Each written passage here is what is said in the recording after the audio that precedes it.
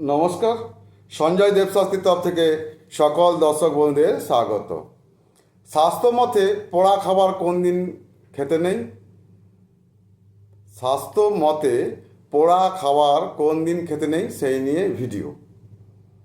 তো আজকের ভিডিওতে বিশেষ একটি উপায় জানবেন যে কিভাবে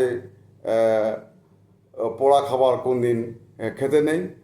আপনাদের জানা অবশ্যই উচিত। অনেকেই দিন না জেনে পোড়া খাবার খায়, তার ফলে অনেক ক্ষতি হওয়ার সম্ভাবনা রয়েছে। ভাজা পোড়া খাওয়ার রেওয়াজ প্রায় আমাদের সব বাঙালি ঘরেই দেখা যায়।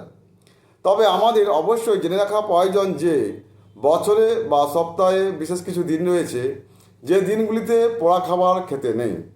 যদি খাওয়া হয় তাহলে দুর্ভাগ্য অনিবার্য। তবে অনেকেই না জেনে এমন ভুল করে থাকেন বা ভুল করে ফেলেন, কিন্তু আবার তেমন কিছু দিন রয়েছে যখন পোড়া খাবার খেলে খারাপের পরিবর্তে ভালো হয়। জন্মদিনে অর্থাৎ জন্মবারে পোড়া খাওয়া একেবারে নিষিদ্ধ। এমনকি সন্তানের জন্মবারে মায়েরও পোড়া খাবার খেতে নেই। এতে সন্তানের ওপর দুর্ভাগ্যের ছায়া নেমে আসছে এবং তার অমঙ্গল হয়। তাহলে সন্তানের জন্মবারে মায়েদের বলছি তারা যেন পোড়া খাবার কোনো না খায়।